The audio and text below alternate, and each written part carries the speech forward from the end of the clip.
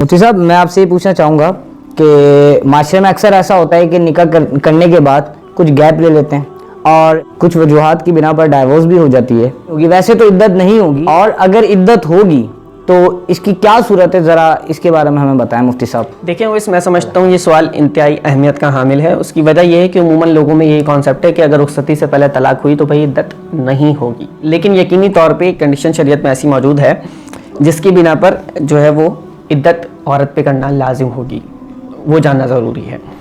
शरीयत की एक इस्तिलाह है फ़िक़ह की, खलवत सहीहा। इसको आज हमने समझना है। खलवत सहीहा अगर पाई गई तो रुखसती नहीं भी हुई तब भी इस औरत पे इद्दत करना लाजिम होगी। खलवत सहीहा क्या होती है?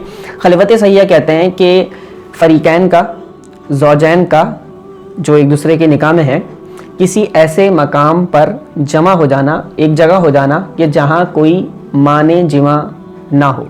माने जिमा ना हो मीन्स यानी कि उनके जिमा करने में कोई चीज़ हाइल ना हो। अब वो तीन तरह से हो सकती है, या तो तबई तौर पे होगी कि तबीयत का कोई ऐसा मामला हो।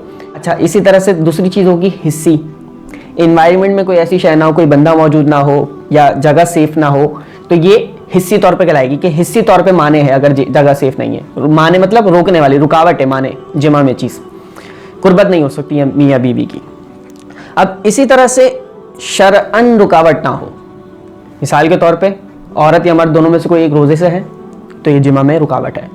इसी तरह से औरत हैज़ से है तो ये जिमा में रुकावट है।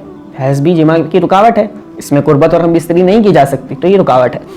तो याद रहे कि मियाँ बीवी का, ज़ौजैन का, फ़रीक़ैन का किसी ऐसे मकाम पर एक जगह हो जाना कि जहाँ ना शरई माने हो, ना कोई शरई तौर पे रुकावट बनती हो जिमा के लिए, ना कोई हिस्सी तौर पे रुकावट बनती हो, ना कोई तबई तौर पे रुकावट बनती हो, कोई माने शय जिमा के लिए ना हो, तो ये खलवत सहीहा कहलाती है और ये इक्वल टू जिमा होती है, जिमा के कायम मकाम होती है।